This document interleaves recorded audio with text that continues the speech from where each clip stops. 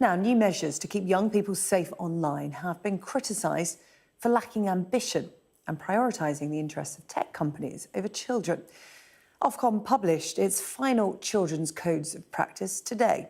They include forcing websites and apps to introduce effective age checks and change their algorithms to filter out harmful content. The campaigners say the rules don't go far enough and give tech firms too much of a say in defining exactly what content is harmful rather than forcing them to deal with it. Our science and technology reporter, Mickey Carroll, reports. 4 years ago, Mariano's life was changed forever. I was the dad of Mia, who passed away on the 12th of March 2021.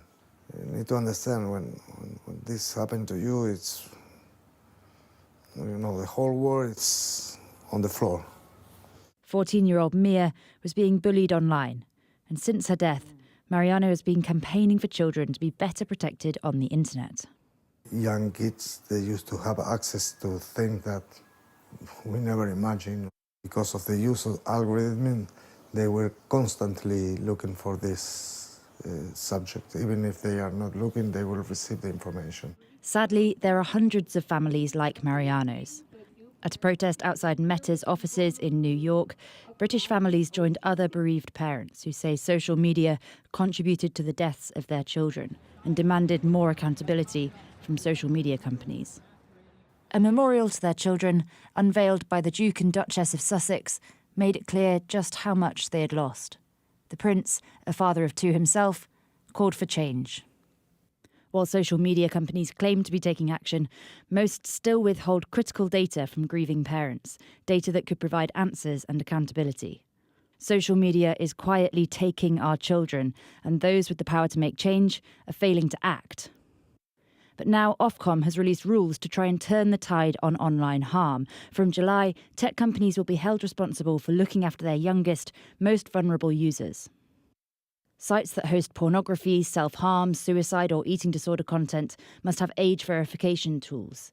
This could be through facial age estimation technology, photo ID matching or credit card checks. Algorithms will need to filter out harmful content from children's feeds and give greater controls to block connection requests and comments. Failure to comply could lead to fines of up to £18 million, or 10% of qualifying global revenue, or in extreme cases, court orders banning access to a site in the UK. But while that may sound feisty, social media experts aren't convinced it'll force companies into action. We've been working with this kind of paradigm and measurement of, we're just going to find them, and we're finding them in, tens of millions or even hundreds of millions. That doesn't deter these companies. They continue to do these harms. We need other mechanisms. We need to be more creative and innovative in how we deter these companies. For the many families already devastated by harmful content on the internet, these rules are simply too little, too late. Mickey Carroll, Sky News. I'm joined now from New York by Ellen Room. Her son Jules died back in 2022. His family believe he was taking part in a challenge that he'd seen on social media at the time of his death.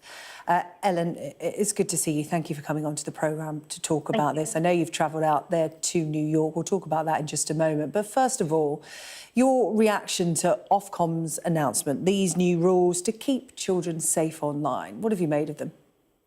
I've just had an interview with Ofcom who told me that they can't guarantee that the harmful content will be removed.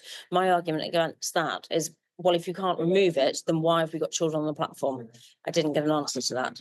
But I still think they're not strong enough. They're not removing full content, not harmful content, and you're still, it might be limiting it, which is great, and that's a positive step, but you've still got children accessing content which they shouldn't be seeing, which is harmful, and that really frustrates me. Yeah, I mean, Ellen, content about self-harm and suicide, harmful, full stop, for children and adults. These rules seem to suggest that the algorithms will just direct it elsewhere. They won't see it. But we know that the algorithms, they're almost cleverer than the companies themselves, if you see what I mean. Children will be able to see this content, whether they seek it out or whether it comes to them unwittingly. We just heard there from a social media expert saying that rules need to be more creative, more effective. What do you think would be effective? You want rules to be tougher on tech companies? I do. Yes, I do. Absolutely. The tech companies need to, I think if tech companies have got the ability to grow algorithms and create algorithms to feed children content, they surely have the technology to stop that happening, to stop children seeing that. And if they can't, then I think get rid of social media for children. They shouldn't see it. There is harmful content. They're all saying they can't stop it. Well, then get the children off the platform, because how many more other children have to die before we actually go, enough is enough? We've had too many children die. My child's one of them. There will be more unless we make changes. Business interests being put ahead of children, do you think? Completely. It's all about money. It's all about money and how much profit they can make. And Ofcom are, I don't want to run them down completely, they are trying to make changes. It's not quick enough, it's not strong enough, and we have got children suffering at this. And that really makes me very passionately angry that we are going to have more families losing children, with children self-harming and all the other things, until we actually make a drastic decision and say, stop it. It has to stop now.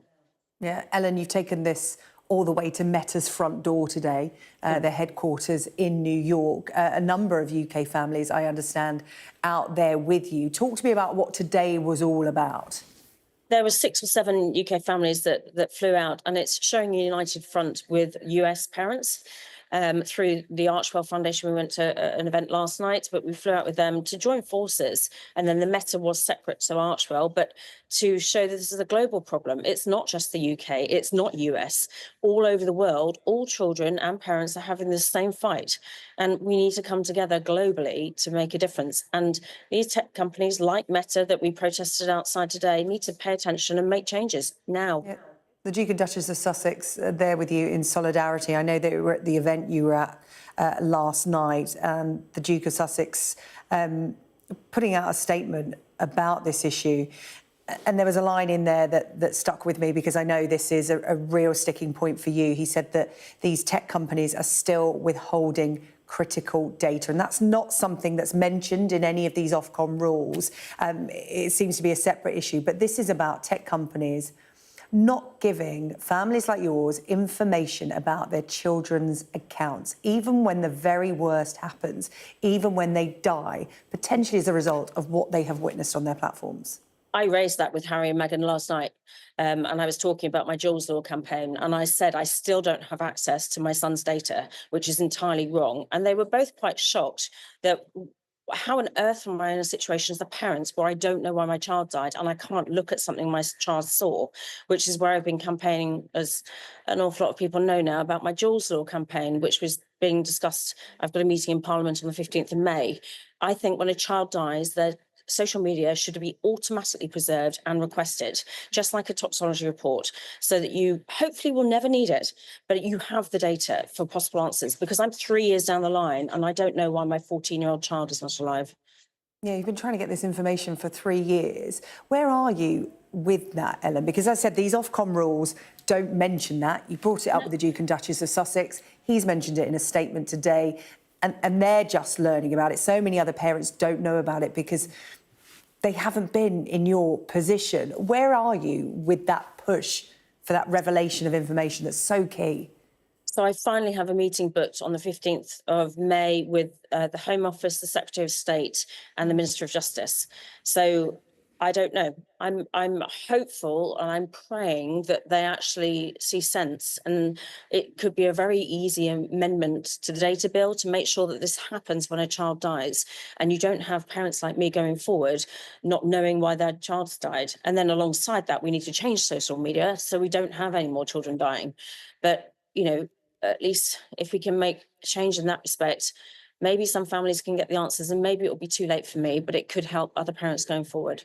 Yeah, Meta saying that they have made several changes, including making a change to Instagram to have a teenage account, if you will, stronger checks. They say they're doing everything they can to protect children online, but they have bereaved families on their doorsteps today in New York. Did you get any response from the company? Nope, not at all. And also Meta, still to this date, refused to give me his browsing data and his messages. So yes, they're saying, well, we'll release some. They'll tell me his email address and other random information that doesn't help me in the slightest. I want to see what he was looking at, and I want to see his messages. Now, if they have nothing to hide, why don't they give me that data? They say it's because they've got other children's data on it. Well, redact that data, give me the data. They could easily, if they wanted to help, release that data and give me and other families that I was with today and over the last couple of days possible answers. Ellen, really appreciate your time, as always, here on the UK Tonight. We'll keep in touch. Ellen Rim, mother of Jules and online safety campaigner in New York tonight. Thank you, Ellen.